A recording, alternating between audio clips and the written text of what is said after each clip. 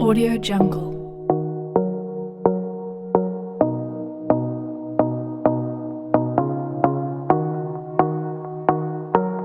Audio Jungle. Hola, hola, muy buenas tardes a todos y a todas. Vamos a empezar. Bueno, recuerdan en la clase anterior estábamos con esta parte, unas dos, tres clases que estuvimos viendo estos sistemas de estos sistemitas o filtros, diferentes tipos de los pasabajas, pasabandas y todos esos que vimos. Lo último que vimos fue de los circuitos osciladores, los osciladores circuitos, los sistemas osciladores digitales. Nos hace falta, y es lo que el tema de hoy, vamos a hablar de los sistemas inversos y vamos a hablar también de identificación de sistemas y la parte de sistemas de fase mixta, mínima y máxima. ¿Okay? Ese es el temita de hoy con el que ya cerraríamos, digamos, la parte de análisis de sistemas LTI en el dominio de la frecuencia. Lo único que nos haría falta es ya empezar a ver y trabajar con la parte de la transformada discreta de Fourier, que es el tema que iniciaríamos la próxima semana. Entonces, vamos a trabajar acá. Pues vamos a trabajar con esta presentación. Hay algunas cositas, cualquier duda o lo que sea, y me avisa. Y si se está escuchando bien, demás, espero que funcione. ¿Okay? Creo que la clase de hoy no debería ser tan extensa, pero casi siempre se lo digo, no sucede. Vamos a ver qué tal nos va. Entonces, con lo que vamos a empezar es con la parte de sistemas inversos. Suena un poquito hasta lo que en matemática hablábamos de funciones inversas. ¿Cuál es la idea de un sistema inverso? Entonces, si tenemos un sistema, digamos, cualquiera, un sistema, digamos, en este caso T, aquel sistema que tome la salida de un sistema, digamos, previo y sea capaz de devolver como respuesta la entrada del primer sistema, como que prácticamente es como anular el efecto del sistema, hacer el efecto contrario. Ese sistema, digamos, representado como un t a la menos 1 acá, es el que vamos a llamar como sistema inverso. Ahora, hay, digamos, quizás una de las aplicaciones que uno puede pensar en para qué puede servir un sistema inverso. Es como es muy usual en la comunicación de señales. Digamos que yo estoy transmitiendo datos entre una unidad y entre un par de unidades en un computador o en un sistema de comunicaciones este, para transmitir datos. Y la idea, digamos, cuando queremos transmitir una señal, algunos datos, es que la información sea íntegra respecto a la información, el contenido de información, que la señal que envío es la misma que recibe el sistema, digamos, después el receptor. Pero por situaciones del medio en el que se transmite la señal, por condiciones tal vez de la frecuencia de operación que se está utilizando, lo que sea, es muy normal, ese es el pan de cada día, de lo que llamamos las distorsiones que van a tener las señales que transmitimos. Resulta que si uno tiene un sistema de comunicación y uno puede hacer una identificación de la distorsión que produce el sistema, uno podría diseñar un sistema inverso de forma que el sistema inverso trate de aplicar otra distorsión, porque al final él estaría aplicando como una distorsión, pero que en conjunto con la primera anule los efectos que tuvo esta, y así tratar de mejorar e incluso tratar de volver a obtener la señal que se quería, digamos, transmitir. Esa es quizás una de las aplicaciones más interesantes que se puede tener con el concepto de un sistema inverso, para corregir algún efecto no deseado de un sistema que estamos trabajando por alguna necesidad, para transmitir datos o lo que sea. Este, Aquí la parte importante, digamos, cuando uno piensa en esto, digamos que uno quiere, ok, ¿cómo, digamos, quiero trabajar y utilizar un sistema inverso para hacer, digamos, alguna aplicación en ese sentido? Muchas veces el sistema que, digamos, está produciendo la distorsión inicial es un sistema que yo no tengo una identificación exacta del funcionamiento.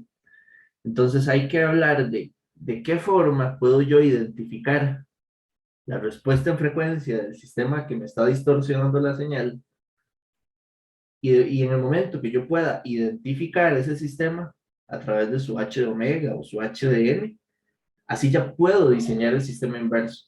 Entonces, la existencia del sistema inverso depende de poder identificar previamente cuál es el sistema que quiero, digamos, considerar como el sistema principal al que quiero calcular su inverso. Por eso entonces cuando hablamos de inversos está conectado a la idea de interpretar la parte de identificación de sistemas. Es como saber, digamos, describir el funcionamiento del sistema, de un sistema que tengamos. En este caso, digamos, conocer su respuesta en frecuencia como tal. Ahora, no todo sistema, aquí empieza, digamos, el asunto. No todo sistema puede ser invertible para poder, digamos, poder pensar que esta solución que estábamos hablando aquí atrás no siempre es posible. No siempre puede existir un sistema inverso que podamos, digamos, implementar para corregir la distorsión de un sistema previo. Entonces, la pregunta es cómo, digamos, disponer el análisis para tratar de saber qué condiciones requiero para tener, digamos, un sistema inverso. Entonces, lo que vamos a llamar invertibilidad de sistemas LTI. Entonces, un sistema, vamos a empezar ahí, un sistema es invertible si existe su inverso. Creo que es como obvio la definición, ¿ok? Entonces, habrán sistemas que no son invertibles. En esa definición se interpreta eso. Entonces, vamos a ver. Si vemos el concepto de invertibilidad, como los sistemas son un LTI, y digamos, yo puedo pensar que los dos sistemitas están en cascada. Recuerdan que si yo tengo dos sistemas en cascada, cada uno tendrá una respuesta al impulso, digamos, siendo sistema LTI. Si yo logro identificar que tiene una respuesta al impulso HDN, puedo llamar a nuestro sistema inverso, digamos, H de sub I. La respuesta al impulso equivalente de dos sistemas en cascada es igual a la convolución de las dos respuestas al impulso. Si usted pone dos filtros en cascada, digamos, su respuesta al impulso equivalente es la convolución de cada uno por separado. Recordando que en la convolución, recuerdan que en la convolución hay una función que se conoce como la función identidad, como el neutro. Más bien, es como la función, como el elemento neutro de la operación. Esa función es el impulso de Dirac. O sea, cualquier función que haga convolución con un impulso de Dirac, la respuesta va a ser la función. Por eso el impulso de Dirac se conoce como el elemento neutro de la operación convolución. Viéndolo desde ese principio, la respuesta al impulso equivalente de dos sistemas, para que en conjunto uno sea el inverso del otro, tendría que ser igual al impulso de Dirac.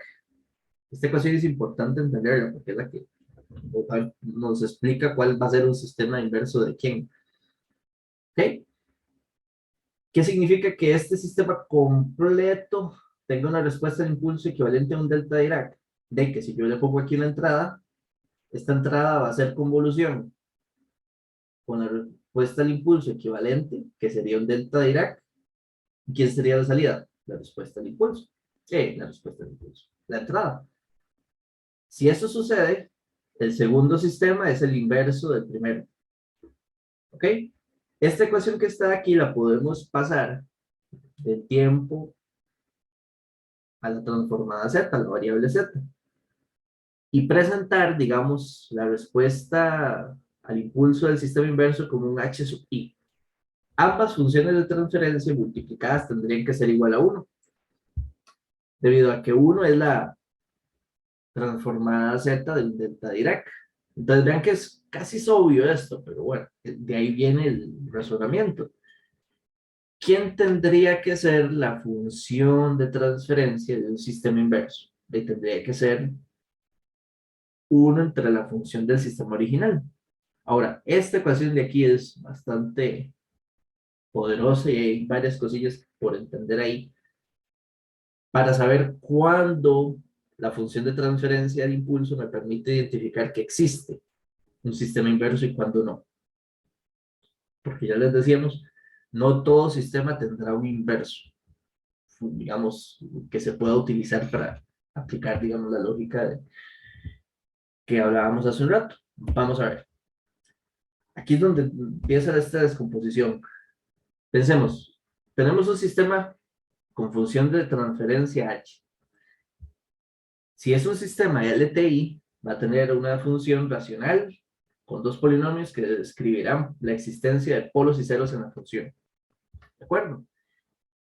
Si h de z es causal y estable, que esos son los tipos de sistemas que nosotros podemos trabajar en la vida real, que se pueden programar y que pueden funcionar, digámoslo así, requiere una condición muy particular, ¿verdad? Todos los polos que existan en la descripción de la función de transferencia tienen que estar dentro del círculo unitario. Y los ceros pueden estar adentro o afuera. No hay una restricción, ¿verdad? Si están adentro, afuera o sobre el círculo unitario, van a permitir seguir siendo un sistema causal y estable.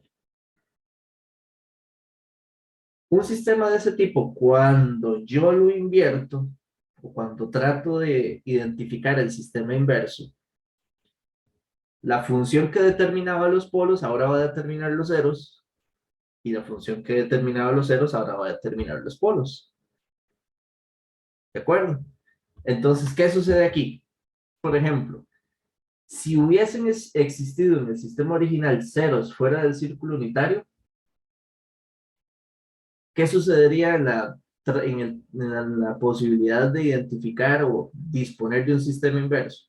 Que vamos a tener los ceros aquí ahora adentro, pero estos ceros que estaban afuera se convertirían en polos.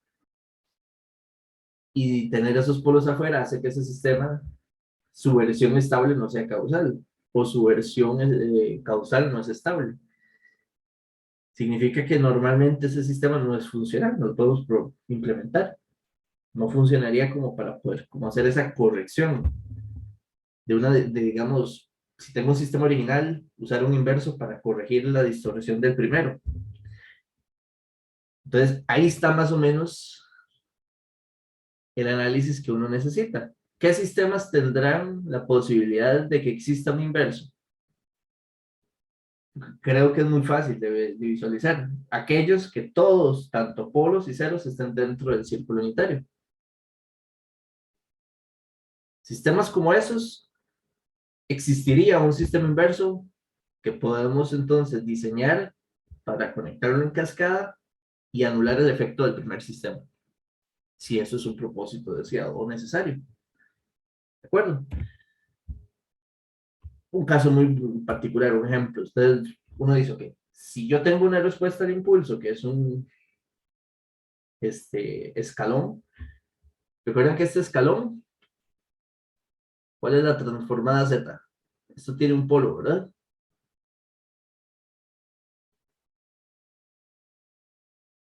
Es 1 menos 1, sí. Y digamos, esto es región de convergencia, como el polo está en 1, ese círculo para afuera.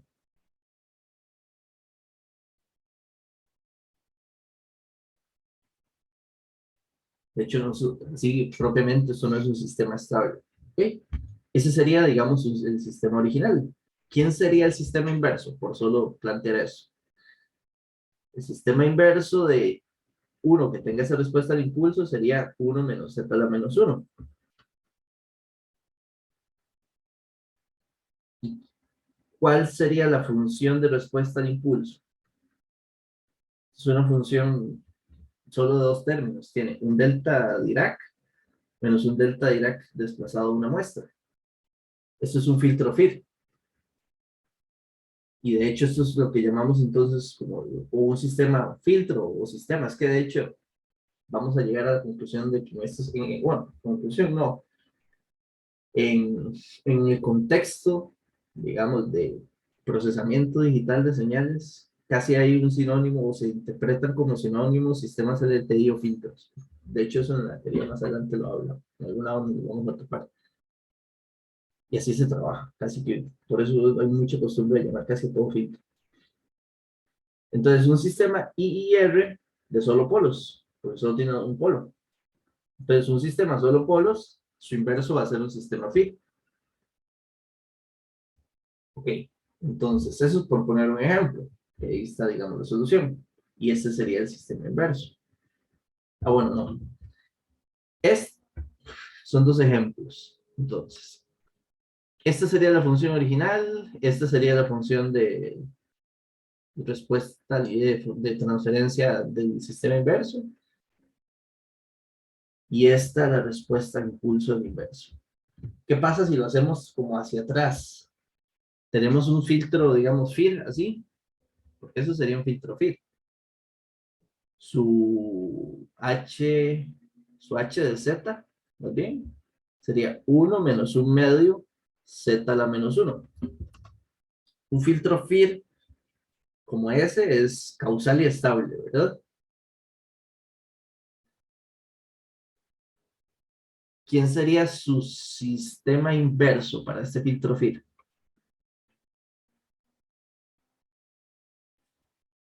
Esa sería la función de transferencia del sistema inverso. ¿Esto corresponde a quién en el tiempo? Matemáticamente hay dos opciones, porque tenemos un polo en un medio, y según este polo hay dos regiones de convergencia. Hay una región acá, digamos una región A, y una región B. Significa que un sistema FIR, o aquel, digamos, aquel sistema, el sistema de este ejemplo FIR, tiene dos posibles sistemas inversos. Solo que de esos dos, solo hay uno que es causal y estable. Que aquí sería entonces el que tiene respuesta al impulso medio a la n por u de n. Esa sería entonces la... Vamos bien, ¿ves? Sí, esta sería, digamos, en el tiempo de la... Ay,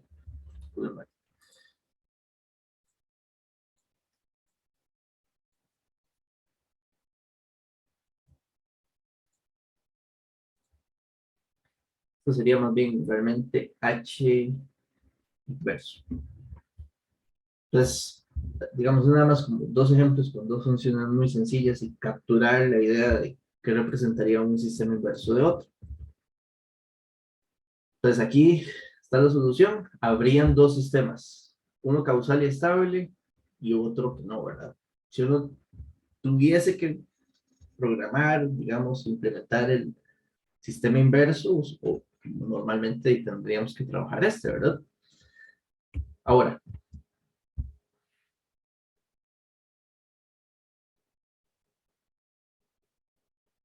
hay una forma, existe una forma algorítmica, vamos a ver, es que esto en la práctica lo que necesito es como que comprendan la lógica.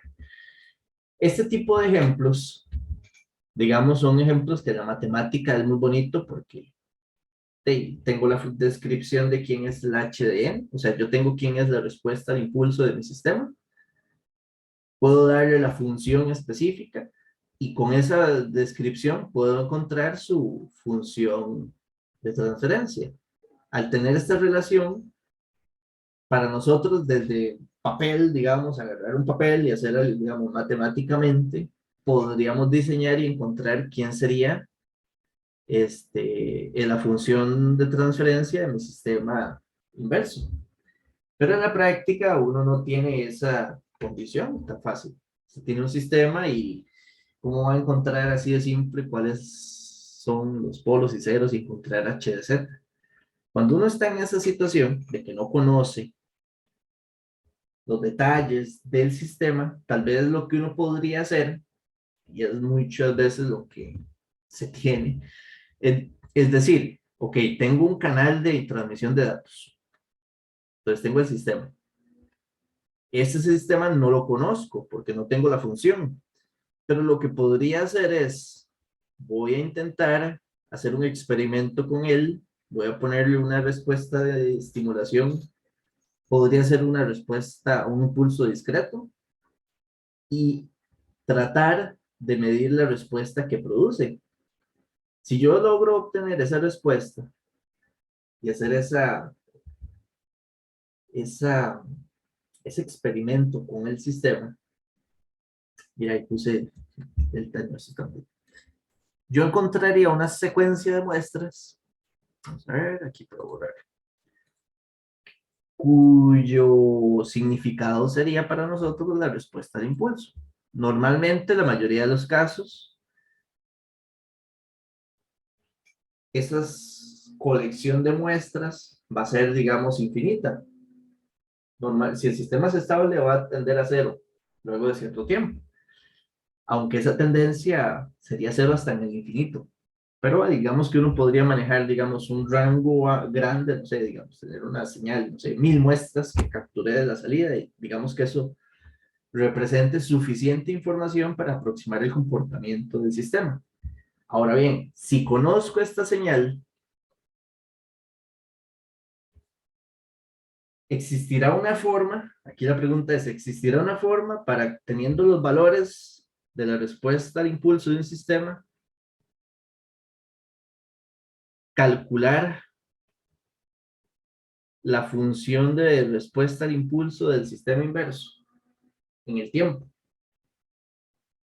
A esto es lo que vamos a llamar la, digamos, la estrategia o el método de inversión algorítmica del sistema. Conociendo su respuesta al impulso, poder calcular su respuesta al impulso inverso. ¿De dónde vamos a tratar de encontrar este algoritmo? De la ecuación que partíamos hace un par de, de filminas atrás. ¿Recuerdan esta ecuación? La respuesta al impulso de mi sistema en convolución con la que yo estaría buscando encontrar tiene que ser igual al impulso discreto de Dirac. Ahora, vamos a intentar interpretar una forma de descomponer. Vean que ahí, el problema es que aquí en el tiempo yo no puedo pensar como que paso a dividir. Eso era muy fácil en Z, pero aquí no. Aquí, ¿cómo interpreto eso? Entonces, vamos a intentar encontrar ese algoritmo. Vamos a pasar. Entonces, bien. El algoritmo es bastante sencillo hasta cierto punto. Vamos a empezar con el análisis del primer punto. Eso sí, este algoritmo solo sirve, es funcional si el sistema es causal.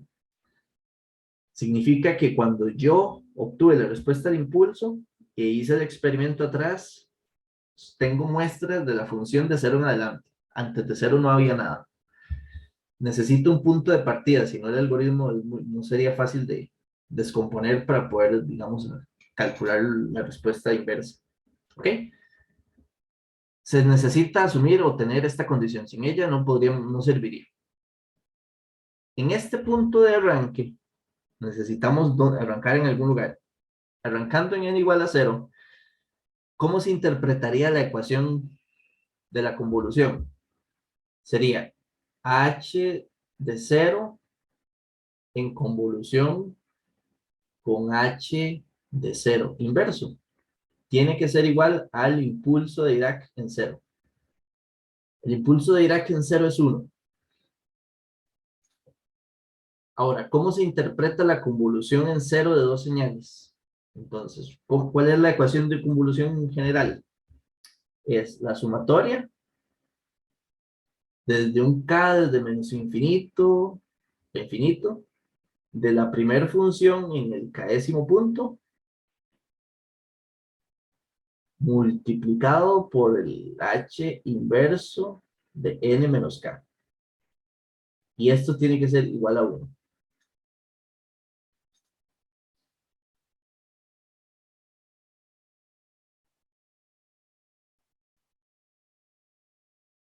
Ahora, esto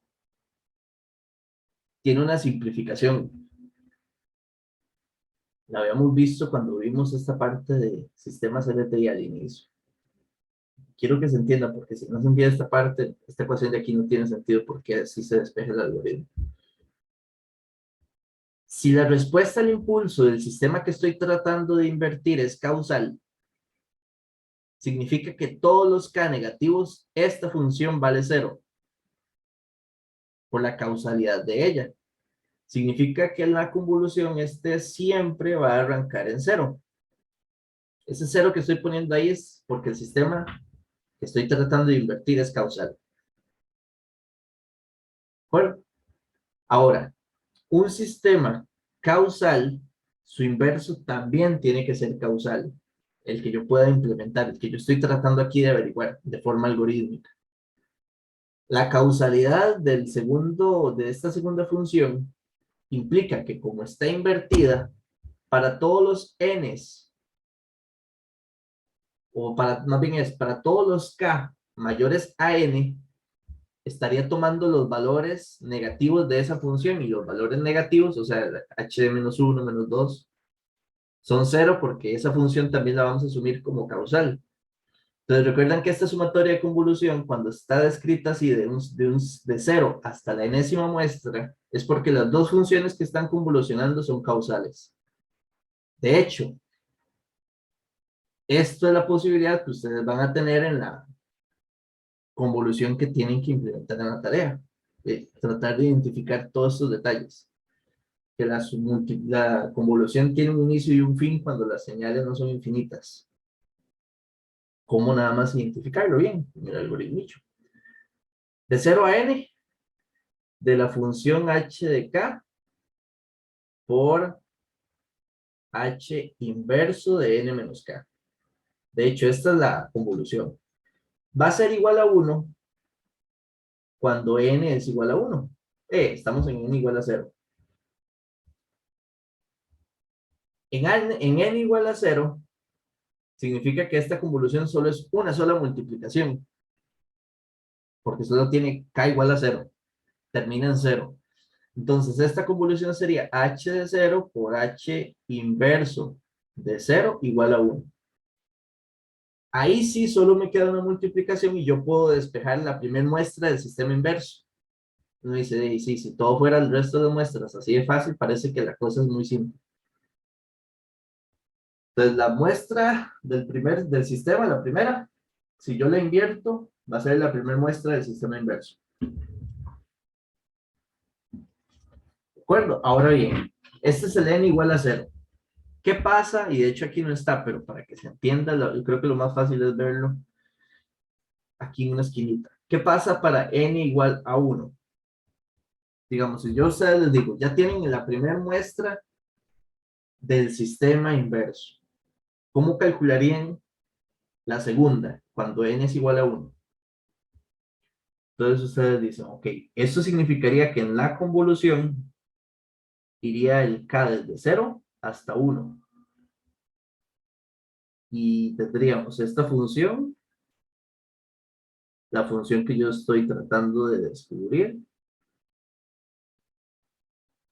Pero aquí la convolución tiene que ser igual a 0, porque de hecho, como la respuesta, las dos funciones al convolucionar juntas siempre tienen que ser la respuesta al impulso discreto de Dirac. Solo en n igual a 0 es igual a 1. Aquí, de ahí en adelante, esta convolución siempre tiene que dar 0. Entonces esto se va, digamos, como simplificando un poquito. En este paso, vean que hay dos casos, k igual 0 y k igual 1. Cuando k es 0, esto sería h de 0 por el h inverso de ¿quién? 1 menos 0 sería 1. Más h de 1 por h inverso de 0. Y eso tiene que ser igual a 0. De esos cuatro valores, conocemos 3, porque la respuesta al impulso, o sea, el hn ya lo conocemos. hn fue esta respuesta al impulso es conocida. Más bien lo que andamos tratando de averiguar es el h inverso, para descubrir el sistema inverso. ¿Cuánto sería el valor entonces de h inverso en 1? Sería menos H1, que este es conocido, por H inverso de 0, que ya lo calculamos porque en el primer paso, esto es de hecho va a ser un algoritmo recursivo. En el primer paso obtuvimos este valor, y esto dividido entre H1. No, bien, ¿cómo es? Entre H0. Entonces, si ya calculamos H inverso de 0, en el siguiente ciclo del algoritmo puedo calcular H1 de H inverso en 1. Entonces, ¿quién sería aproximadamente aquí el H inverso de 2? Sería menos H2 por H inverso, vamos a ver, empieza de 2 en 0, menos H1 por H inverso de 1, y esta resta toda dividida entre H0.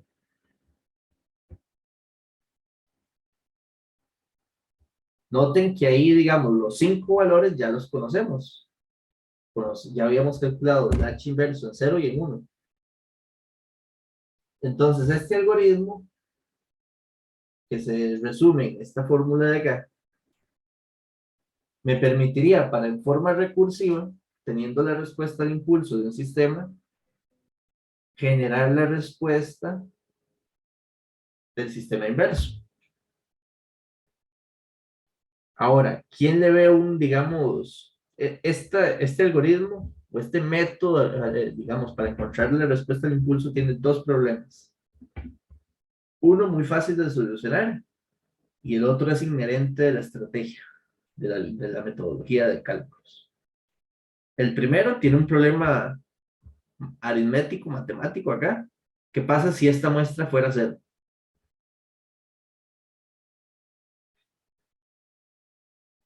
Si fuera cero, en el algoritmo me daría un error.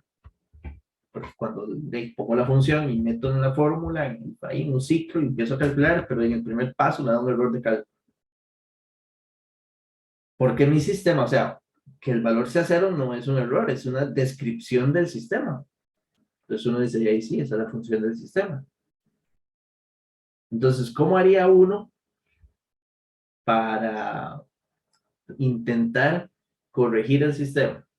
O más o menos, ¿cómo haría uno para evitar el error aritmético ahí? Uno lo que tiene es, digamos, que mi sistema, el sistema que estábamos tratando de invertir, cuando le puse un impulso de Dirac, esta señal en la salida, que es la respuesta al impulso, la primera muestra fue un cero. Luego dio una muestra aquí, luego digamos acá y acá y acá. Y ahí siguió dando las respuestas a las muestras. Pero empezó con un cero. Eso es un problema para el algoritmo. ¿Qué significa que la primera muestra sea un cero y después empiecen los valores? A esto se le conoce como que el sistema tiene un retardo de respuesta. O sea, él es como lentito. Le llegó la muestra, pero no se dio cuenta. O sea, en la salida no se reflejó la existencia de la entrada hasta una muestra después. Entonces, cuando eso sucede, uno puede jugar con esta respuesta, el delta de n.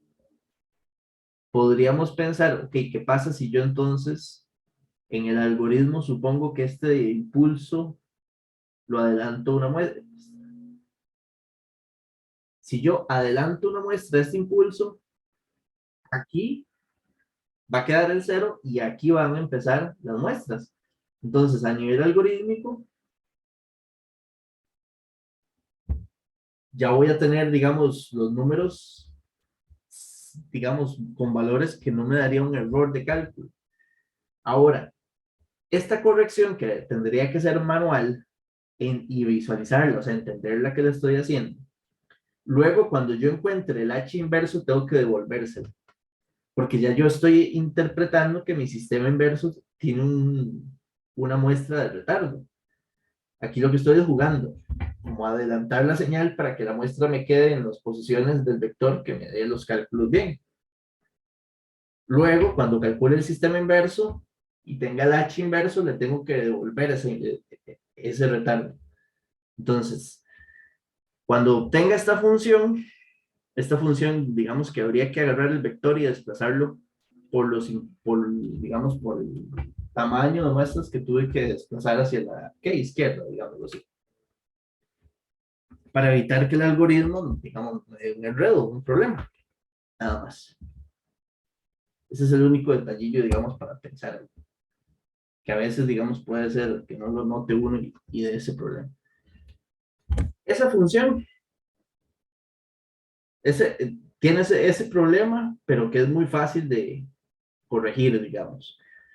Pero hay otro que, digamos, es inherente del funcionamiento de este método algorítmico, y es que como el asunto es para encontrar, digamos, H inverso, es un asunto recursivo que usted va calculando, primero calcula H de 0. Ese resultado después se usa para calcular H1.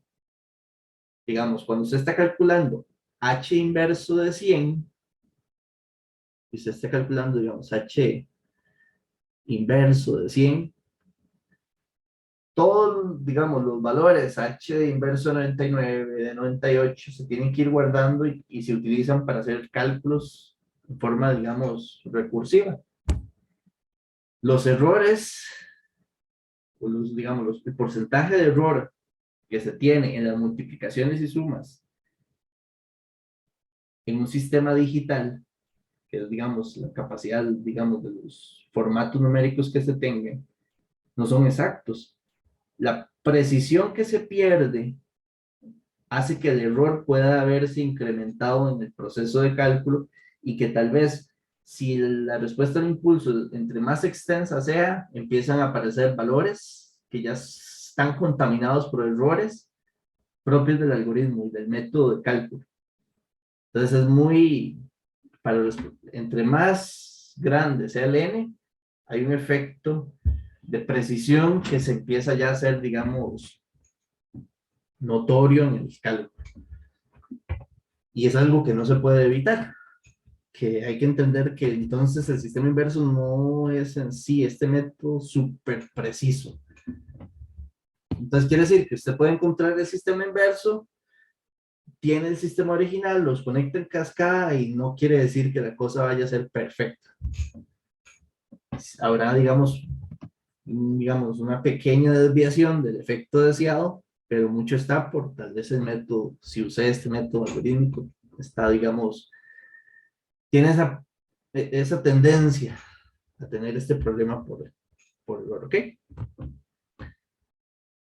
Esta es la parte de poder entonces jugar con un retardo para poder corregir si tenemos esa muestra, lo que les hablaba de, esto primero, lo que les hablaba de tener, que el sistema tenga un tiempo de retardo, y esto otro, el efecto de incremento aritmético numérico en el cálculo que se ve acumulado, cálculo por cálculo. ¿Ok? Entonces, solo para entender medio la idea, porque realmente no lo vamos a hacer a mano. Digamos, si esa fuera la respuesta al impulso, vean que eso es una respuesta al impulso de dos valores. Un valor es 1 y el otro es menos alfa. Uno puede usar esos dos valores y empezar a calcular el sistema inverso. Entonces, por ejemplo, ¿quién sería la primera muestra del sistema inverso? Recordando que esto era, vamos a ver, 1 y menos alfa. La primera muestra sería el inverso de la primera del sistema, o sea, es 1 entre H0, que sería 1. La siguiente muestra va a ser menos H1 por H0 entre H0. ¿Cuánto valía H0? 1. ¿Cuánto valía este? 1, porque lo calculamos en el anterior. Y este, menos alfa. De hecho, el algoritmo es muy fácil de entender. Entonces, aquí dio alfa. Aplicamos para la siguiente muestra, da alfa cuadrado. Si se calcula en la siguiente, da alfa a la 3. Y si uno ve la secuencia, esto, el H inverso va a ser un alfa a la n. De hecho, esto fue exactamente, ese es el filtro FIR. Y vimos que este filtro FIR tendría un inverso, que de hecho sería exactamente alfa a la n por UDN. Es un filtro de un solo polo. Era como el ejemplo sencillo que vimos al inicio. Entonces, eso es lo que llamamos, digamos, la derivación algorítmica de la función inversa, de la respuesta al impulso inversa, digamos, de un sistema. Hay dos formas: hacerlo así, cuando tenemos una respuesta al impulso del sistema original, que solo tenemos las muestras de la señal que describen el sistema. O la otra forma de calcular un sistema inverso es conocer h de z. Entonces, si uno conoce la función de transferencia, los polos y los ceros, pues calcular el inverso es muy fácil porque es solo invertir esa función. Entonces, esas son las dos formas para poder, digamos, generar nosotros un sistema inverso. Ahora, con este mismo tema, hay otro temita que es, digamos, la parte de sistemas de fase mínima, fase máxima y fase mixta. O sea, esto está conectado a la parte de sistemas inversos. Vamos a estudiar a los sistemas en tres grupos. Y digamos, la característica que vamos a usar para poderlos separar en tres grupos está asociada a la fase del sistema. Entonces vamos a describir algunas cosas sobre la fase para poder decir, ok, este sistema es de fase mínima, este no, este es de fase máxima, y este otro, o estos tres adicionales son de fase mixta. ¿De acuerdo? Al final, después de saber cómo identificarlos, cómo clasificarlos, vamos entonces a entender por qué es importante esa clasificación relacionada a la parte de sistemas inversos. ¿Ok? Vamos por ahí.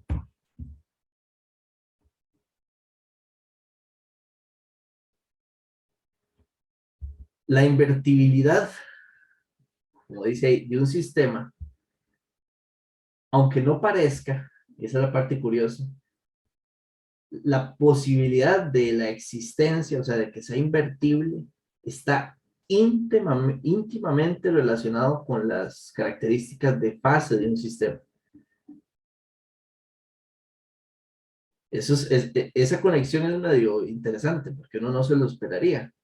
Ya hablamos de qué sería que un sistema sea invertible. Y además ya sabríamos decir qué significaría ser un sistema inverso de otro. Hasta dos formas de cómo calcularlo. Ahora, la existencia de ese sistema inverso, o sea, que sea invertible, está asociado a características que podamos ver en la fase del sistema original. Y uno, ok, está interesante. Vamos a ver cómo está entonces ese asunto. Para hacer este estudio vamos a empezar con dos sistemas muy sencillos. Cuando ustedes los observan, ahí está el H1 y el H2. No son funciones iguales. Primero son filtros FIR. El análisis que vamos a definir es para dos filtros. Estos son ejemplos de dos filtros FIR. Este primero, ¿dónde está el cero? El cero está cuando z, en el plano z, vale menos un medio. Porque menos un medio por esto sería igual a menos 1 multiplicado y 1 menos 1 da 0. Este otro sistema de acá, ¿qué valor tiene que tener z para que esto sea un 0? Tendría que ser igual a menos 2. Porque un menos 2 invertido aquí sería menos un medio y sumado daría 0.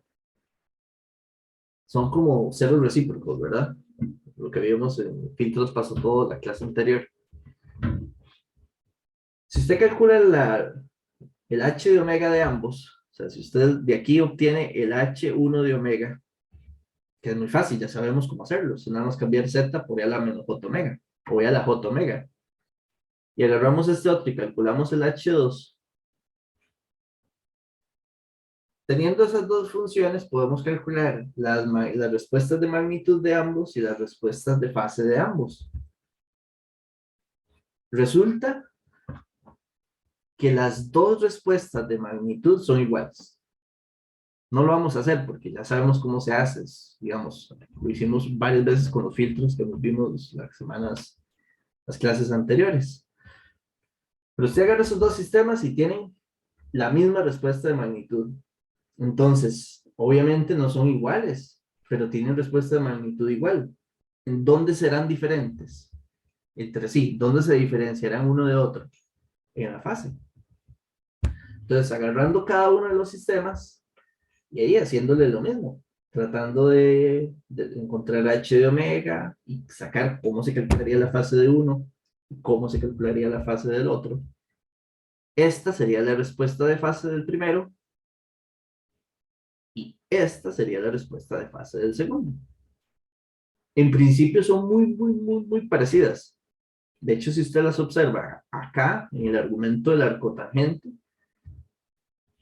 la única diferencia es como que en una quedó el 1 medio y en la otra quedó un 2. Resulta que esa diferencia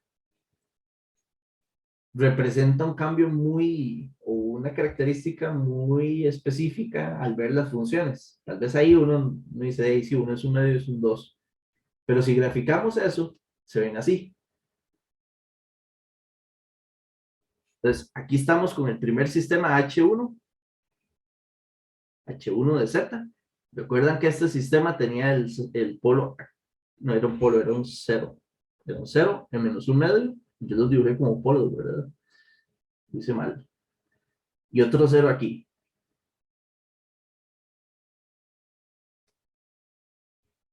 Resulta que el primero lo vamos a denominar sistemas de fase mínima. ¿Cuándo? Y aquí es donde entonces así se define la clasificación. Cuando el cambio en fase de la frecuencia cero a la frecuencia pi, el cambio neto es cero. Entonces eso se ve así como la fase en pi menos la fase en cero es igual a cero. Cuando ese cambio neto es igual a cero. A este tipo de sistemas se les conoce como sistemas de fase mínima.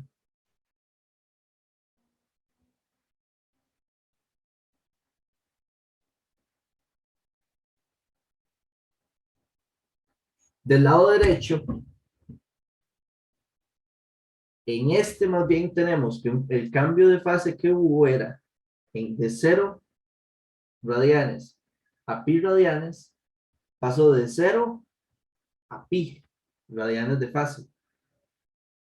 Este es radianes por muestra, porque es frecuencia. Entonces aquí el cambio neto, h de, ¿qué sería? El ángulo de h pi menos el ángulo que tenía el sistema en h de 0, en este caso, digamos, puede ser más menos pi. Normalmente va a ser alguno de esos dos. Si el cambio es de un múltiplo de pi, porque eso depende del número de ceros. Aquí como solo hay un cero, solo tenemos pi. A esto se le conoce como un sistema de fase máxima.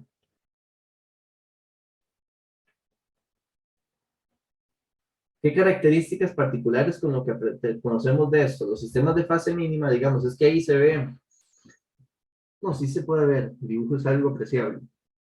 Noten que aquí, digamos, en los sistemas de fase máxima, el cambio es muy abrupto, muy bruto no, muy abrupto, porque en algún momento tenemos de pasar de 0 a pi. Entonces, si se observa en la gráfica, las pendientes de esta curva son mayores que de esta otra curva que neto, digamos, solo hace ciertas variaciones, porque no puede ser 0. Pero realmente esta pendiente es menor. Entonces, normalmente los sistemas de fase máxima tienen retardos del grupo mucho más grandes. Y los sistemas de fase mínima tienen los retardos del grupo más pequeños. Entonces, vean, si usted se devuelve hacia atrás, digamos que esto fuera un filtro. Ambos, en respuesta a magnitud, harían el mismo trabajo. Yo lo podría usar si fuera, digamos, si tuviera ahí y le pongo un polo y le busco un paso bajo o lo que sea. Las dos respuestas de magnitud serían iguales. Pero entre los dos, sería preferible la versión del sistema fase mínima, debido a que esa versión tiene retardos de grupo menores. Y tener retardos de grupo menores es mejor porque las distorsiones por retardo de grupo, no van a provocar un efecto tan, tal vez, tan nocivo en el manejo de la señal que estoy trabajando. Eso por un lado. Ok, vamos más adelante. Ok, aquí es como una interpretación matemática de esa función arcotangente y que el alfa permitió que en el caso cuando fuera menor a 1, cuando el alfa, pues sí, estas son las tendencias, pero al final es cuando el alfa es menor a 1, que eso implica que los ceros están dentro del círculo unitario, va a producir que tengamos un sistema de fase mínima, que es el cambio neto de fase va a ser 0. De hecho, aquí está, alfa menor a 1. Y con un alfa mayor a 1, el cambio de fase neto que va a producir el sistema va a ser de pi para un solo, digamos, 0, y ese 0 produciría un sistema de fase máxima. Entonces, en esta parte aquí atrás, el posicionamiento del 0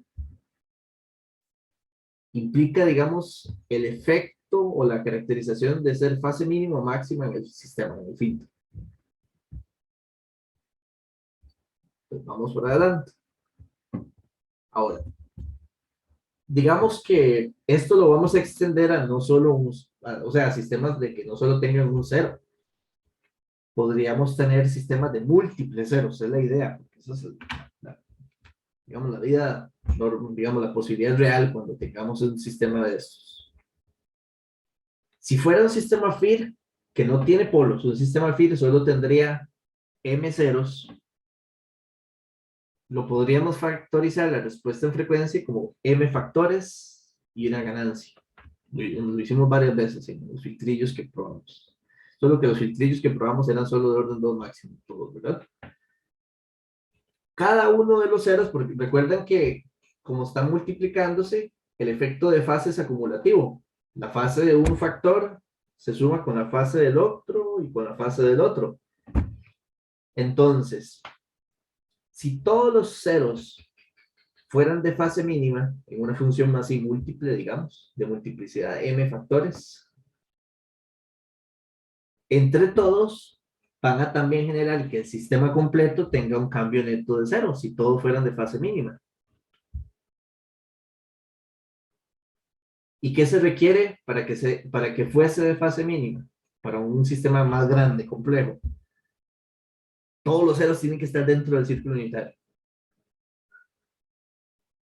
Ahora, vamos a hablar, entonces, para que un sistema grande sea de fase máxima, la cantidad de ceros en un FIR, digamos, si tengo m ceros, cada uno va a provocar un cambio neto de pi radianes en la fase, entre 0 y pi en frecuencia. Entonces, los sistemas de fase máxima van a ser cuando todos los ceros estén afuera del círculo unitario y el cambio neto de fase sea mpi. Y en este tipo de casos, donde hay muchos ceros, podría ser que haya unos ceros adentro y unos ceros afuera del círculo unitario. Entonces, el cambio neto de fase va a ser mayor a pi, pero menor a mpi. Cuando tengamos ese tipo de situación, a ese tipo de sistema los vamos a llamar de fase mixta, porque hay unos ceros que aportan cambios de fase mínima, pero también hay otros que aportan de fase máxima. Entonces, esta va a ser la forma de clasificar a nuestro, por ejemplo, aquí es para sistemas FIR, de acuerdo a su descripción de fase. Conectando con lo que vimos al inicio de la clase, ¿cuál de estos tres sistemas tienen sistemas inversos?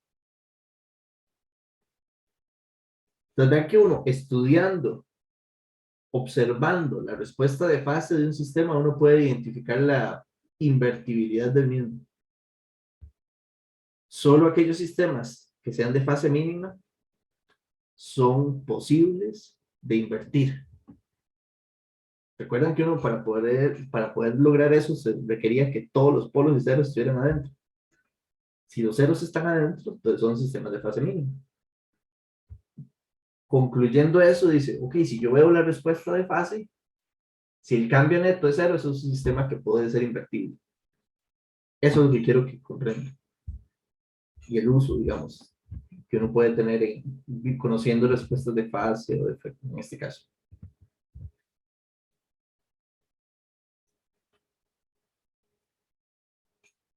Ok, un detallillo adicional ahí, relacionado al retardo del grupo. Ya lo había hablado atrás, pero ahí está, digamos, mencionado para dejarlo claro. Los sistemas de fase mínima son los sistemas que tienen los retardos de grupo menores y claramente los sistemas de fase máxima son los que tienen retardo de grupo mayores. Entre los tres, uno siempre intentaría que un sistema tenga el menor retardo de grupo posible. Entonces, los sistemas de fase mínima se enlistan como los mejores sistemas de implementación. Un sistema FIT, digamos. Entonces, lo normal es, cuando se está viendo un diagrama de polos y ceros de un sistema FIT, por ejemplo, en este caso, estamos todavía hablando de un FIT. Para implementar o trabajarlo, lo preferible es que los ceros se encuentren dentro del círculo unitario para poder, primero, pensar que tenga inverso. Puede que nunca lo requiera, pero si la aplicación o lo que yo quiero encontrar es más bien su inverso, requiere que sea de fase mínima. Pero si no, el que sea de fase mínima implica tener la menor distorsión por retardo del grupo. Entonces, los ceros fuera del círculo unitario como que no gustó mucho desde ese punto de vista. ¿Bueno? Esa es la idea. Un ejemplillo medio tonto, porque la verdad es como muy sencillo. Si yo tuviera 4 sistemas, H1, sí, 4 ejemplos de sistemas, FIT, cada uno de ellos tendrá ceros. Entonces, si yo obtengo los ceros, puedo identificar, de acuerdo a dónde queden, si es de fase mínima, si es de fase máxima, mixta, o... Entonces, en este caso, la descripción de esos 4 es así. Entonces, voy a ver nada más uno. Entonces, digamos, el primero. Eso es una función polinomial de orden 2. Si calculo las raíces, este tiene un 0. En un medio. Y el otro está en menos 2/3. Ambos están dentro del círculo unitario, entonces es de fase mínima. Y este de fase mixta va a ser el segundo, que esto es muy fácil. Las raíces sería 1 menos 5 medios y menos 3 medios. Este tiene un 0 que queda en 3, pero el otro está en menos 1 medio. Entonces, un sistema así tendría un cambio neto de fase de pi. Por lo tanto, esto se vería como un sistema de fase mixta. Y estos dos, bueno, el segundo sería de fase máxima, significaría que ambos ceros estarían fuera del círculo unitario. Y este tendría un comportamiento igual acá. Uno afuera y uno adentro. Entonces, bueno, creo que ya hablamos y podríamos decir, si ustedes se les habla o se encuentran con estos 3 términos, deberían reconocer y entender qué significa. Que es un sistema de fase mínima, que es un sistema de fase mixta y que es un sistema de fase máxima. Y ya estamos conectando con lo que vimos al inicio de las clases de hoy, que solo los sistemas de fase mínima tienen capacidad de tener un inverso o ser sistema o tener la, ¿cómo sería? La propiedad de invertibilidad, que es como la existencia de su inverso.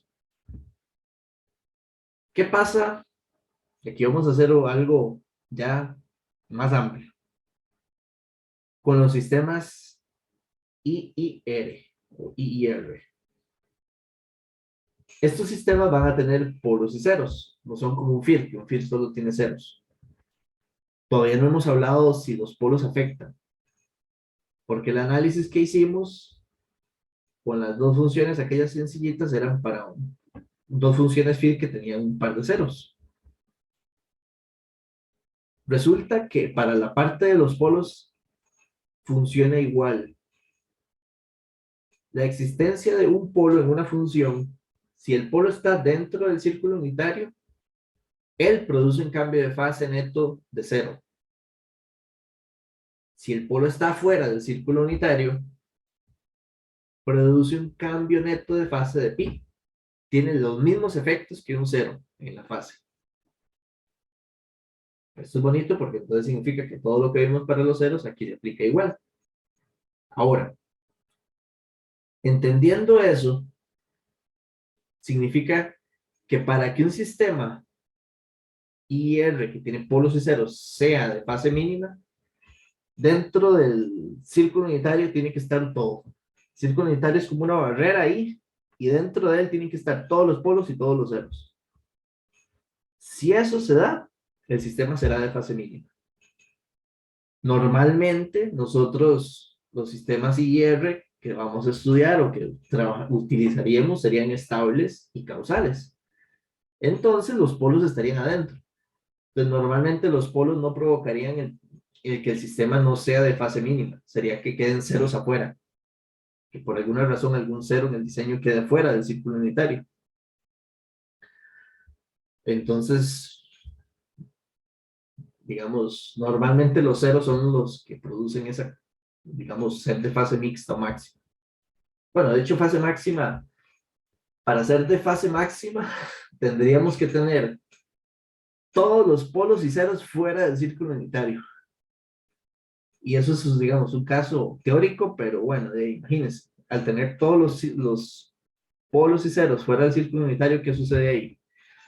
El sistema no es invertible, el sistema no es estable, el sistema no es causal. Entonces, bueno.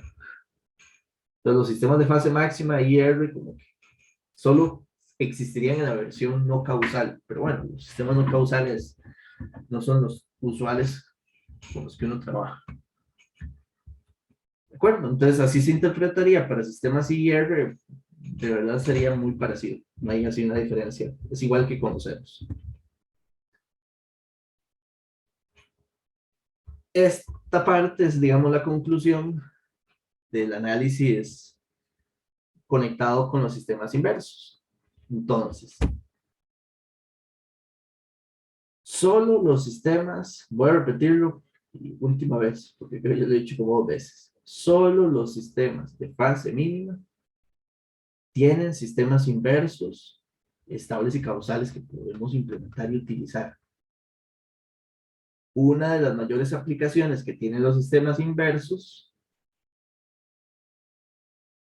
es para corregir la distorsión que puede tener un sistema no deseado. Un sistema que, digamos, estamos utilizando para algún propósito, transmitir una señal, pero al usarlo para transmitir, él produce cierta distorsión.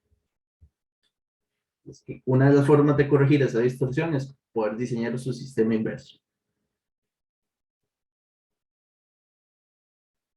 Los sistemas de fase mixta y fase máxima no son invertibles, o son invertibles, pero son inestables sus sistemas, y eso es prácticamente no útil. Entonces uno dice, no son invertibles. ¿De acuerdo? Ahora, hay un análisis así un poquillo medio enredado. Tiene un fin para entender un detalle ahí particular. Si usted tiene un filtro y ese filtro, digamos, no es de fase mínima, quiere decir que puede que tenga polos y ceros, sobre todo que tenga algunos ceros afuera. Usted tiene un caso, digamos, ahí de un sistema, tiene aquí el círculo unitario. Obviamente la idea es que tener los polos adentro, si no, no es útil. Puede que tenga aquí ceros, pero tiene un cero afuera. Ya eso hace que sea un sistema de fase mixta, que no sea de fase mínima. Resulta que matemáticamente se puede demostrar, esa demostración es un poquillo ahí, ¿no?, interesante, que todo sistema que no sea de fase mínima se puede descomponer como dos sistemas en cascada, porque que estén aquí multiplicadas estas dos funciones es como si estuvieran en cascada. Entonces, un sistema de fase no mínima, siempre se va a poder descomponer como un sistema en cascada de fase mínima con otro sistema de que sea paso todos. Y el otro día ya lo habíamos visto y unos paso todos y un poquito que sí. Y uno dice, suave, suave, cómo se come eso? O sea, obviamente, el sistema de fase mínima tendría todos sus polos y ceros adentro del círculo unitario y el filtro paso todos. Recuerden que cómo yo garantizo que una función sea filtro paso todos. Lo vimos el martes. Para que fuese filtro paso todos, si usted tiene un polo acá, tiene que tener a su cero recíproco. Si tengo aquí un polo complejo, tiene que estar por acá su cero recíproco y también tiene que estar aquí su polo conjugado y también entonces aquí estará su cero conjugado recíproco. Si la constelación, que a veces se le conoce así, la constelación de polos y ceros están pares de polos y ceros recíprocos, la respuesta de magnitud será unitaria y eso provoca ser un filtro paso todos. Entonces ahora el asunto es, ok, creámonos de que todo sistema que no sea de fase mínima se puede descomponer en dos así. Y uno dice, ok, ¿cómo lo logro interpretar? Que un sistema no sea de fase mínima significa que esta función tiene ceros que están afuera y adentro del círculo unitario. Esa sería la razón. Vamos a separar esa función en una parte que va a tener los ceros que están afuera del círculo. Más bien, B1 va a tener los que están adentro y esta B2 va a tener los ceros que están afuera. Si eso sí, tendría que poder identificar quiénes están afuera y quién adentro. Vamos a suponer que la función B sub 2 invertido en el plano va a tener las raíces recíprocas de los ceros que están afuera. Entonces digo, porque este z de menos 1, que es la inversión, es como calcular el recíproco de un punto y otro. Entonces, por así decirlo, si yo tenía aquí un cero afuera, digamos que aquí está el círculo unitario, B sub 2 invertido va a tener una raíz que estaría por aquí adentro.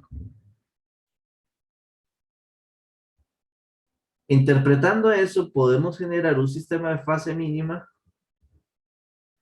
que lo vamos a construir como todos los ceros que estaban adentro originalmente, dividido entre los polos que estaban adentro, porque para que el sistema sea estable, todos los polos estaban adentro bien portaditos. Y lo vamos a multiplicar por el polinomio que tenía los polos, los ceros de afuera, pero invertido. Significa que estas raíces están adentro. O sea, esto sí sería de fase mínima, porque todos, tanto polos y ceros, estarían adentro. El filtro paso todo lo vamos a construir perdón, los ceros que quedaban afuera del círculo unitario y vamos a colocar los polos que serían los ceros recíprocos de B sub 2, quedando como polos. Claramente, si usted agarra estas dos funciones y las multiplica, se cancela B sub 2 y queda la función original. Entonces, claramente, al conectar esto en cascada, va a ser el h de z original. Entonces, aquí está como la descomposición, cómo se hace. Entonces, un filtro que no sea ¿cómo es? De fase mínima, yo puedo interpretarlo como uno que sí lo es en cascada con un paso todos. Poco, digamos, más interesante el asunto. Si uno interpreta el sistema en cascada, recuerda cada uno, la idea es ver, digamos, a los dos sistemas conectados en cascada. Cada uno tiene una respuesta en frecuencia. Este tiene una respuesta 1 en frecuencia y este tiene una respuesta en frecuencia 2. La respuesta de fase de todo el sistema, como es la equivalente a la multiplicación de estas, la respuesta de fase se suma en la multiplicación. Entonces tendríamos la respuesta de fase de este más la respuesta de fase de este. Se ven como, entonces un filtro de fase mínima, no mínima, o sea, que tenga ceros afuera del círculo unitario, se puede analíticamente interpretar como el aporte de un filtro paso todos más el aporte en fase de uno de fase mínima. Si yo derivo esa fase para calcular el retardo del grupo, cada uno va a aportar una componente de retardo de grupo. Esta representará el retardo de grupo en frecuencia del sistema de fase mínima, solo una representación a este nivel. Y esto representaría el retardo de grupo del filtro paso todos. Y este representaría el retardo de grupo del sistema completo. El martes, en la clase anterior, vimos que los filtros paso todos, siempre el retardo de grupo es positivo. Eso es algo muy característico de un filtro paso todos. El retardo de grupo siempre es positivo. Por lo tanto, aquí esta ecuación lo que quiere decir es algo que había hablado yo hace un poquito atrás. Todo sistema que sea de fase no mínima tendrá un retardo de grupo mayor que un sistema de fase mínima. ¿Por qué? Porque aquí, digamos, aquí lo estoy viendo como si fuera un sistema de fase mixta. Este sistema se puede interpretar como el aporte de su versión mínima, que produce, no sé, por poner un número, un segundo de retardo, es para que me entiendan, más el tiempo que proporciona el retardo del grupo de la componente de paso todos. Ese aporte, que siempre es positivo, va a producir que siempre los sistemas de fase mixta tengan un retardo de grupo mayor que los sistemas de fase mínima. Y por supuesto, los sistemas de fase máxima con más razón. Entonces, en la práctica uno lo que sabe y aplica es, el retardo de grupo normalmente es una distorsión no deseada. Es algo que me distorsiona la señal. Yo voy a intentar siempre que mi sistema produzca el menor retardo de grupo posible. De los tres tipos de sistemas que hemos clasificado según su fase, los sistemas de fase mínima siempre representarán, y eso va a ser así. Por eso esta ecuación que está aquí es una demostración que a veces uno dice, ok, bueno, tal vez es como muy teórica, pero es que solo así puede uno llegar a las conclusiones técnicas de aplicación. Entonces, aquí, ¿cuál es la conclusión? Siempre, siempre, siempre, los sistemas de fase mínima tendrán un retardo de grupo que será menor que los sistemas de fase mixta o máxima. Y entonces, en muchas ocasiones, uno va a escoger o a buscar o a seleccionar en un diseño los que tengan sistemas de fase mínima. Y eso implica, al ver una constelación, por ejemplo, de polos y ceros, en la necesidad de que todos estén dentro del círculo unitario. Nosotros en el curso de señales y sistemas y en este curso hemos hablado mucho de la parte de estabilidad y siempre hemos hablado mucho de la necesidad de que los polos estén dentro del círculo unitario, para esa razón. Pero nunca habíamos hablado de los ceros, siempre habíamos dicho que podían estar donde quisiéramos. Pues entonces no pareciera ser desde este nuevo enfoque de que sí hay una relevancia importante en dónde estén posicionados los ceros en un sistema de DTI. Con este tema, no sé si hay alguna duda, ¿estamos bien?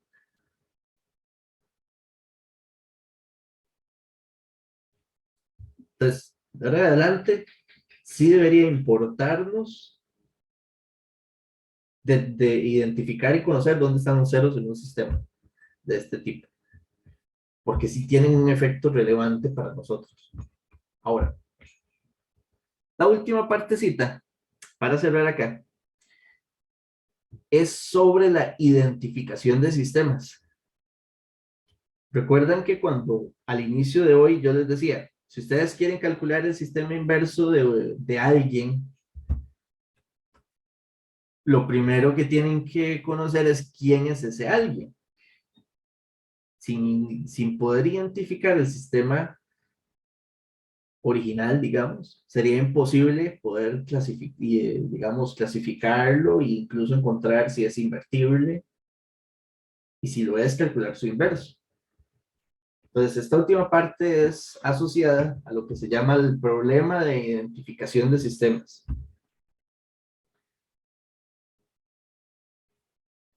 Creo que algunos de ustedes, porque no todos, e incluso, bueno, al menos acá no están todos en la clase, son de electrónica. Los que estudian ingeniería electrónica, ustedes, no sé si ya llevaron, digamos, el curso del control y análisis y por ejemplo, el laboratorio de control. En esos tres cursos.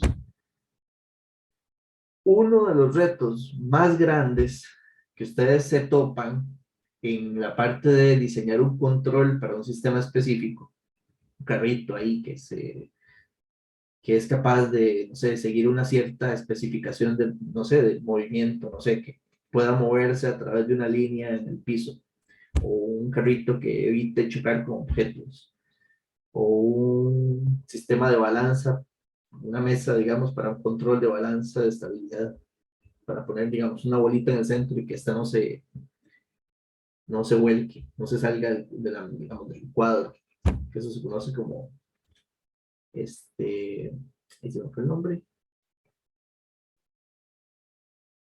esta es bueno, se me acaba de ir el nombre, o cualquier sistema de este tipo de control automático, el principal reto que se topan es cómo encontrar el modelo que describe el sistema.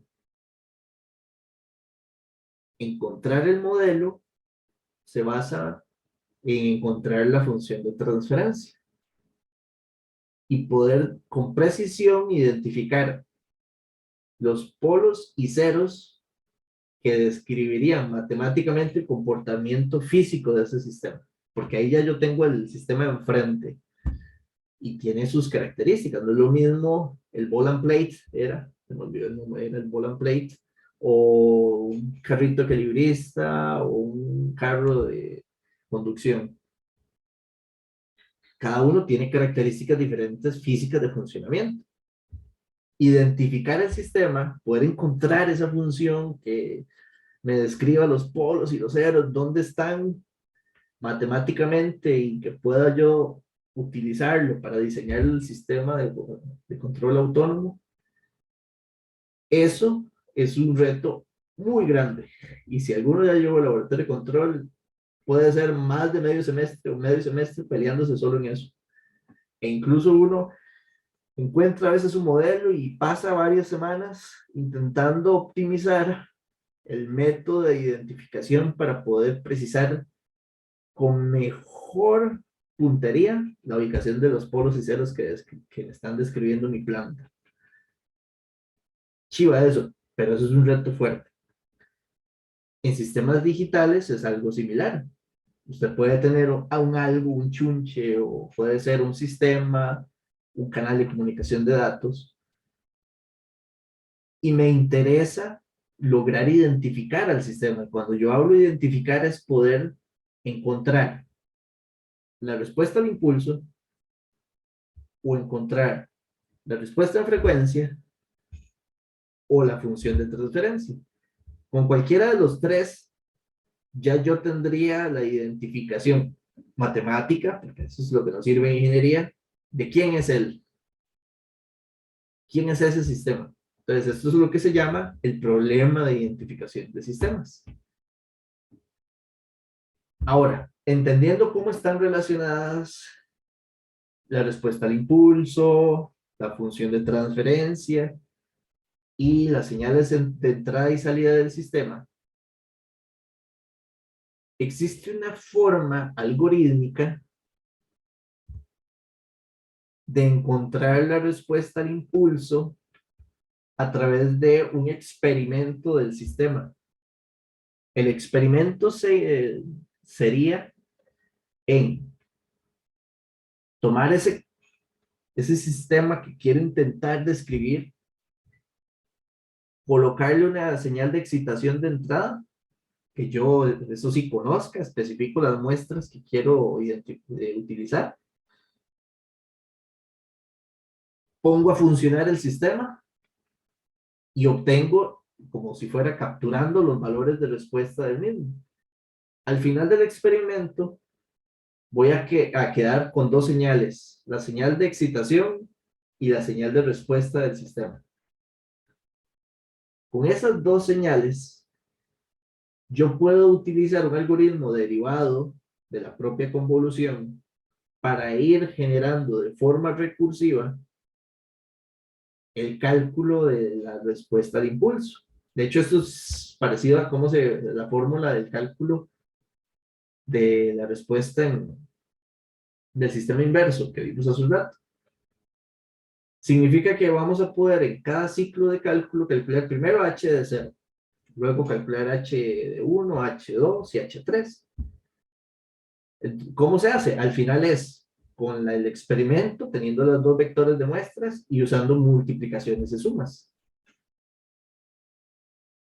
Vean que incluso el algoritmo es casi idéntico al que usamos hace un rato, no es igual, tiene una diferencia. Pero vean que, por ejemplo, ¿cuánto es la respuesta al impulso cero? Montando la convolución, igual que lo hicimos en el ejercicio de la invertibilidad del sistema. La respuesta al impulso cero es y de 0 entre h de 0. Entonces uno dice, wow, facilito. Conforme n crece, hay que considerar más términos que se multiplican en la convolución y el despeje particular. Y para pro de ello, digamos, la ecuación final que ya uno programaría sería esta. Para un enésimo punto de la respuesta al impulso, tomo el valor que obtuve en ese momento en la salida, calculo esta parte, es como una porción de la convolución, que solo tiene los valores que ya calculé. O sea, si aquí estoy con el enésimo, noten que aquí en la multiplicación solo estoy utilizando los enésimo menos 1 valores que ya obtuve de la respuesta al impulso. Y al final dividirlo en h0, ¿cómo es? X sub 0. Este es un algoritmo que se aplicaría en forma recursiva y entonces si usted quiere calcular h de 10, ya tuvo que haber calculado h9, 8, 7, hasta el 0. Y así. Tiene el mismo problema numérico del algoritmo para encontrar un sistema inverso de un sistema original HN, que conforme crece en el número n, se torna numéricamente inestable por las no precisiones numéricas que se tienen en un sistema digital. Y que las no precisiones se pueden considerar como un error en la señal de cálculo. Pero ese error se puede ver acumulado y podría empezar. Al final lo que produce es que los valores ya se desvían de los valores que debieron haber sido, un poquito. Y esa desviación hace que la identificación no sea 100% exacta. Entre más lejana yo quiera calcular la respuesta al impulso, más error posiblemente se pueda haber reflejado. Entonces, esta es una forma. Vean que esto es un experimento muy sencillo. De hecho, esto es lo que hacen ustedes en el laboratorio de control. Intentan tomar su planta de estudio e intentan entonces ponerle ciertas entradas, medir las salidas y luego procesar ambas para intentar encontrar h de n y luego indirectamente tratar de visualizar la respuesta, la función de transferencia. Es exactamente lo que tienen que hacer y eso es un reto un poco grande. Ahora, esto de identificación de sistemas, una de las áreas de aplicación que digamos que en la práctica se usa mucho es en la parte, digamos, de estudios geotérmicos y geofísicos del suelo. En muchas ocasiones, por ejemplo, cuando se tienen terremotos y cuando se tienen, digamos, podría ser, digamos, señales artificiales que se puedan generar en el subsuelo,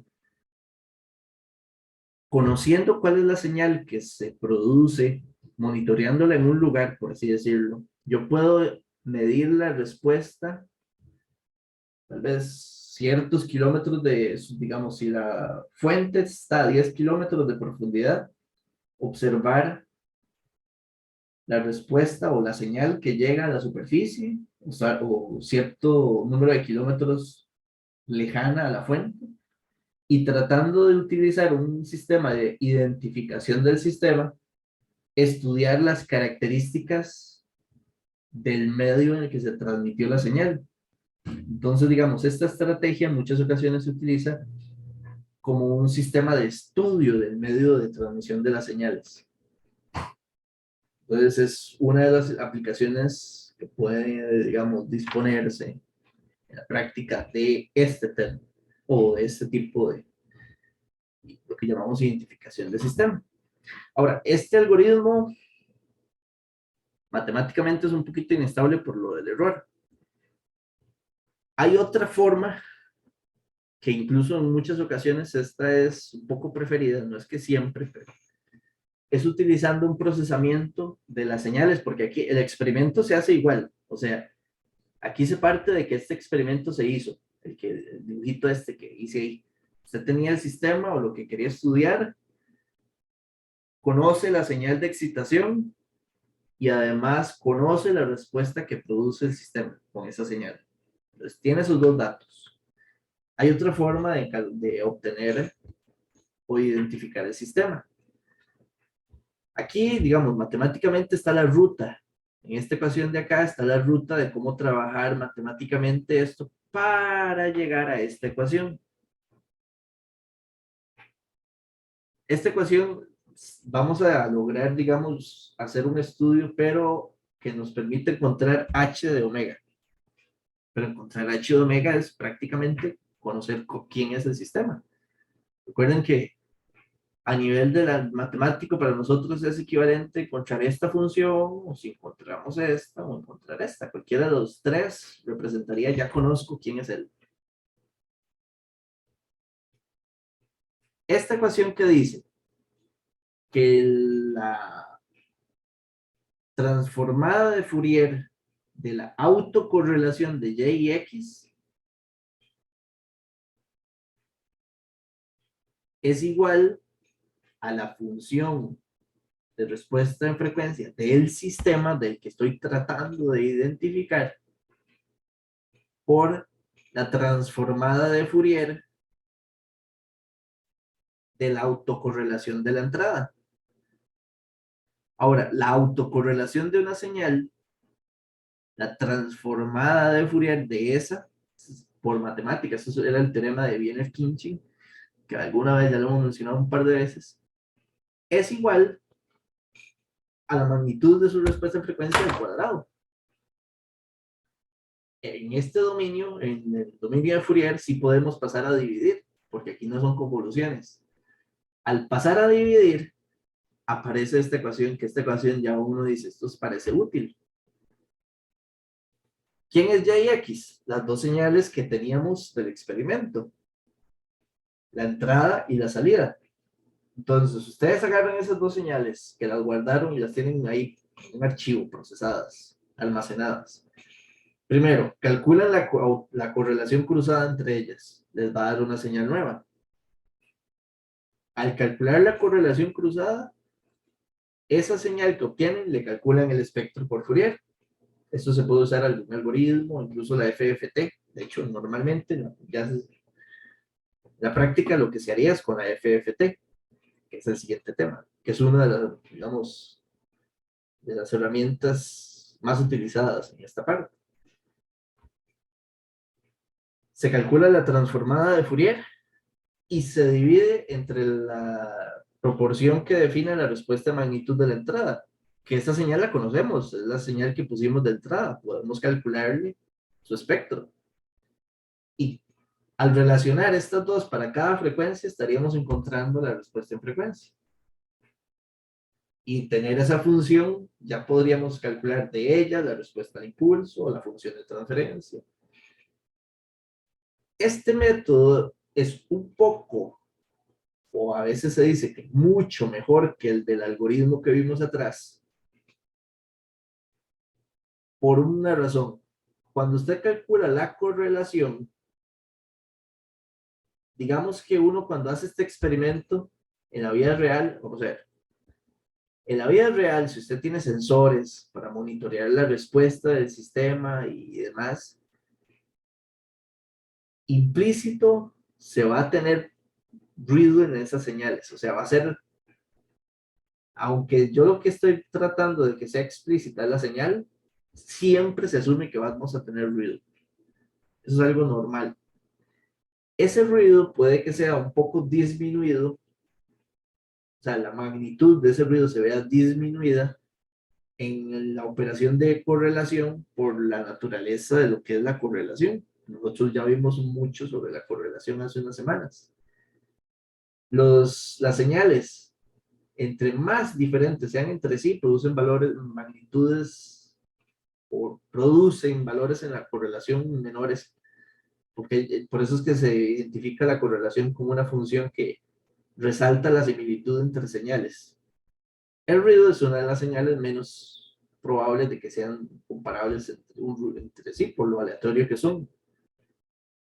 Entonces, esta correlación cruzada que hay en este cálculo normalmente tiene un efecto beneficioso respecto al ruido que pueda tener X y Y.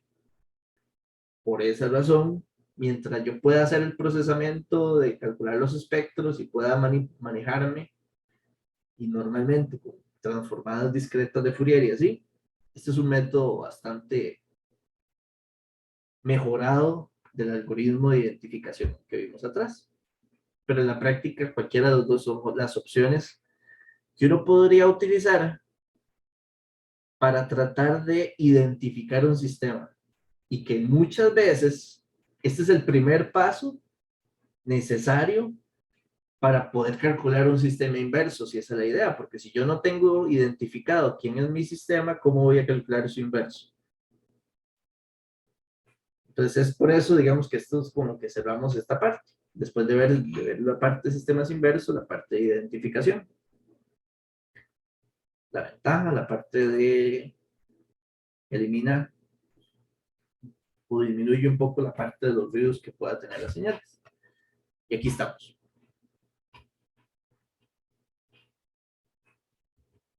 Un resumen cortito de un minuto de lo que vimos hoy. Hablamos de la parte de, nosotros tenemos sistemas LTI, que son los sistemas que hemos venido tratando de profundizar las herramientas de análisis y estudio con el fin de que estos sistemas podamos darles aplicaciones interesantes en el procesamiento de señales. Estos sistemas LTI que hemos venido tratando de estudiar, resulta que una de esas últimas ideas en el procesamiento de datos, de señales, puede ser la idea de poder invertir un sistema, la condición de invertibilidad. ¿Para qué puede ser útil la invertibilidad? La mayor aplicación es corregir el efecto de un sistema, digamos, un efecto no deseado de un sistema. E intentar que al conectarlo en cascada, digamos, hacer el efecto inverso de la distorsión y arreglar un poco lo que hizo el primer sistema, arreglar las cosas. No todo sistema es invertible. Ahí es donde pecamos al inicio. No todo sistema podemos pensar que sea invertible. Para poder profundizar un poquito más eso, definimos la parte de sistemas de fase mínima, fase máxima y fase mixta. Entendiendo qué significa un sistema inverso y viendo cómo clasificar a los sistemas en estas tres categorías, mínima, máxima y mixta. Los sistemas de fase mínima son los que por sus características de polos y ceros, que se ve reflejado en la fase del sistema, son sistemas que tienen la posibilidad, la capacidad de definir su sistema inverso. la invertibilidad del mismo. Entonces, por eso, dentro de esta clasificación hay un interés importante en los sistemas de fase mínima. Para nosotros, los sistemas de fase mínima implicará entonces tener polos y ceros dentro del círculo unitario. Eso es bueno porque incluso podría generar o tener un sistema inverso, aunque no en todas las aplicaciones, eso es un fin. Entonces también uno dice, hey, cuando no quiero un inverso, ¿por qué sería importante? La importancia sería de que los sistemas de fase mínima tienen los retardos de grupo más bajos dentro de todos los sistemas, dentro de las tres clasificaciones que definimos. Y tener retardos de grupo menores siempre es mejor, debido a que entonces la distorsión por este fenómeno sería menor. Y todo lo que sea evitar distorsión para nosotros es un fin, de alguna forma. Y lo último que vimos, que es la identificación de sistemas, es importante porque cuando queremos invertir en un sistema, lo primero que tenemos que saber es quién es el sistema que quiere invertir, y la única forma es identificándolo. Y en algunas ocasiones, esta estrategia de identificación se utiliza para estudiar un sistema de transmisión de señales. Como les decía, un ejemplo que es muy típico en la parte de geofísica y en la parte de transmisión de señales sísmicas en subsuelos y cosas de ese tipo. O en estructuras, digamos, en estructuras, ¿cómo es esto? Civiles, puentes, edificios. Muchas veces se utiliza el estudio de estos, las vibraciones, de cómo se transmiten las vibraciones y un análisis para poder identificar el comportamiento, digamos, por ejemplo, si el puente tiene una fisura o si los materiales del puente ya están entrando en condiciones que podrían poner en riesgo la estabilidad de una viga. Ese tipo de situaciones se hace por un asunto más, algo similar a la parte de identificación.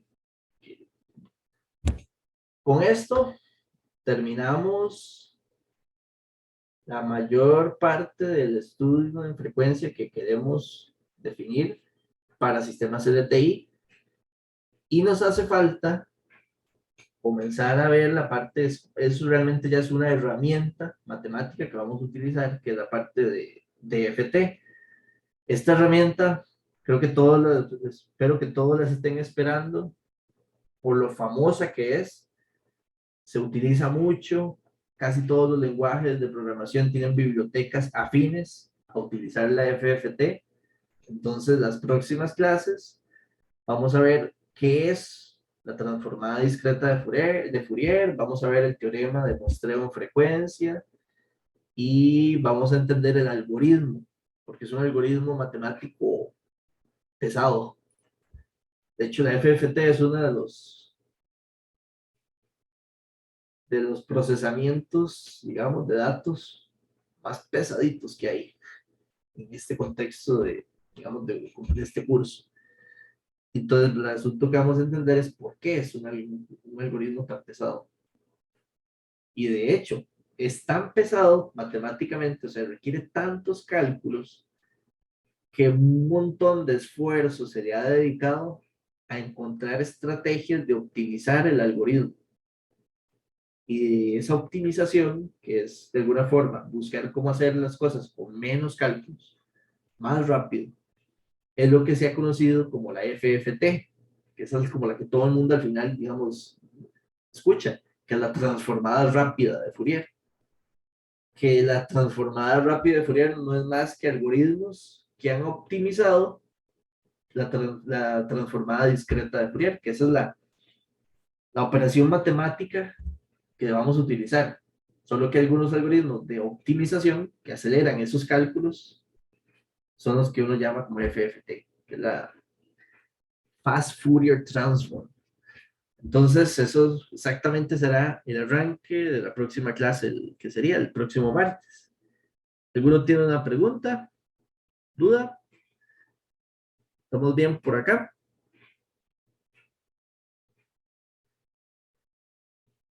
Listo. No sé si alguno ya revisó lo de la tarea, tiene claro qué tienen que hacer con las instrucciones. Por lo menos la leyeron.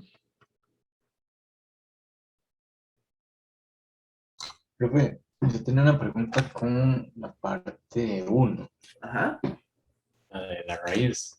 ajá. Digamos, no entendí bien cuál es la entrada del sistema, porque supuestamente a lo que entendí es un número al que Ujú. se le va a calcular la raíz, pero después viene un x de n.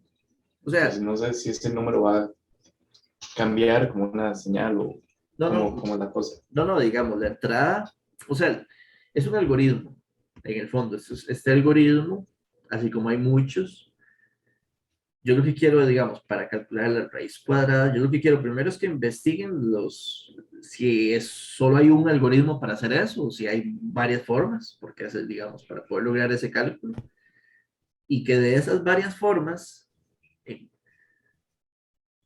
digamos, seleccionen la que tenga una naturaleza recursiva, para que tenga una similitud con los sistemas LTI que programamos por ecuaciones de diferencias. Quiero que el desarrollo, el programarla, al final, esté conectado en la lógica de lo que van a programar con los sistemas LTI después.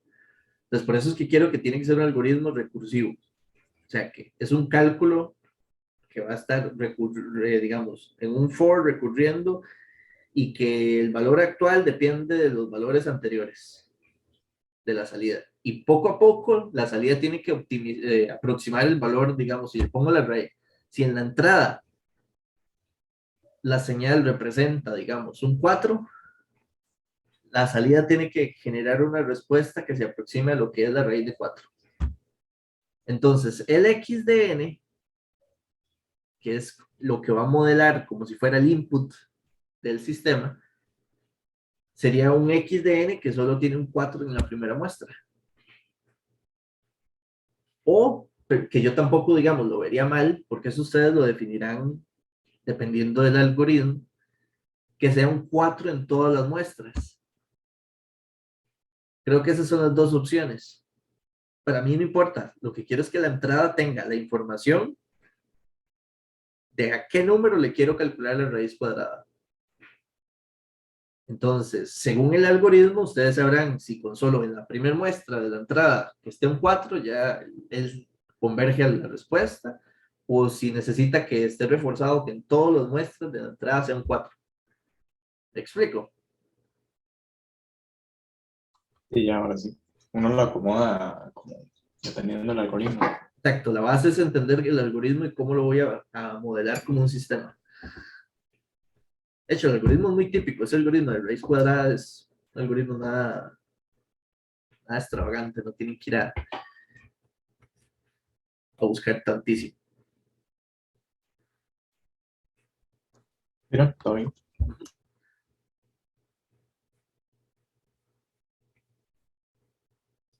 Vamos, con el de la convolución, tengan, o sea, con el de la convolución yo lo que quiero es que las dos señales, obviamente las dos señales son finitas, tendrán un tamaño finito. Yo le voy a pasar una señal X y una señal, digamos, H, para modelar, digamos, como si fuera entrada y que me calcula la respuesta. Yo lo puse ahí, léanlo con cuidado. Cada una de esas dos señales es un vector de 2 por n. 2 porque en una de las columnas, digamos, va a ir el número de muestra y en la otra columna va a ir el valor de la muestra.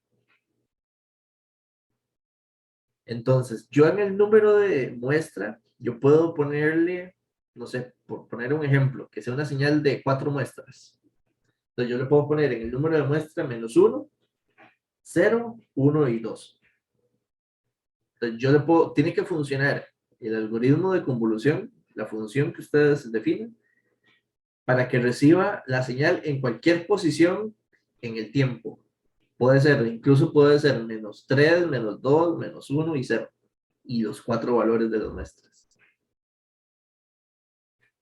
Y también la respuesta de impulso. O sea, esa característica es para ambas señales. Entonces tienen que tomar esas dos señales, estudiar los puntos de muestra, dónde están, y así entonces definir cómo cómo convolucionarlas y dar una señal de respuesta.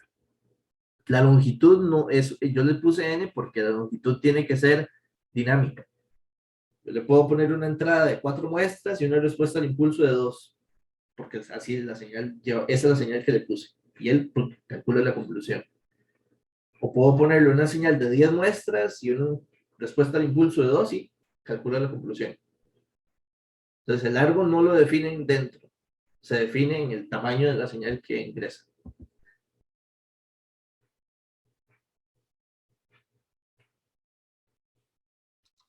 Entonces, la señal de entrada puede venir en desorden, las muestras.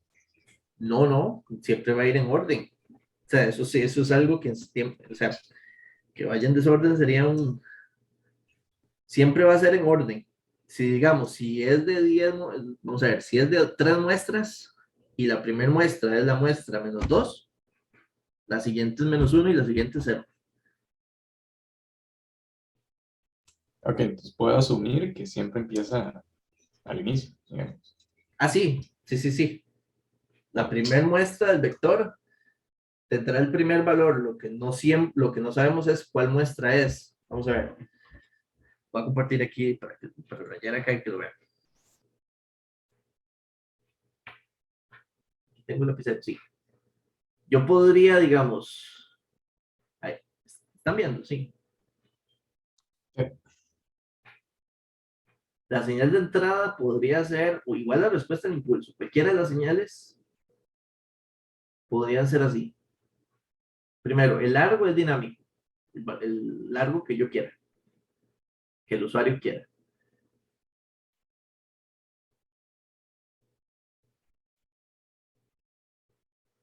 Digamos que aquí vale, no sé, 1,1, 2,2, 3, 5. Estos son los valores de las muestras.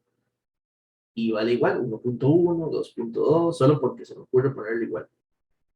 Y esta vale 1 y esta vale 2. 1 y 11 y 12, pongámosle así. Esos son los valores. O sea, esto sería como el x de n. Aquí va a ir el número de muestra. Esto sería, digamos, una señal completa. Entonces, la función tiene que recibir dos señales, una que representa la entrada y otra la respuesta al impulso. Entonces, el número de muestra, el número en sí puede ser cualquiera. Aquí puede ser menos 2, menos 1, 0 y 1. Y esta podría ser 0, 1, 2 y 3. Y esta podría ser 8 y 9. Entonces, ¿qué significa? De ahí nada más es como dónde está la señal en el tiempo. La posición puede ser, digamos, la primera dónde está. De ahí la primera muestra está aquí en menos 2, menos 1, en 0, 1. Entonces aquí están los valores. Cambio la otra. Si yo la otra entrada no es la misma porque los valores están en 0, en 1, en 2 y acá en 3. Entonces eso tiene que, él tiene que ser dinámico en cualquier lugar donde salga la señal, pues tomarla y convolucionarla con la otra y generar la respuesta. ¿Queda clarito eso? Sí. Entonces puede ser de cualquier largo la prueba, o sea, tiene que servir para cualquier largo de X y H. Y el número de muestra, no siempre, o sea, lo que quiero aquí es que la función no sea solo para funciones causales, que siempre sea 0, 1, 2, 3, 4, sino que una señal, por ejemplo, la primera ahí, ese ejemplo, empieza en menos 2, menos 1. Entonces en menos 2 está el primer valor. Entonces puede servir para señales causales o no causales. Y sistemas de respuesta al impulso causales y no causales.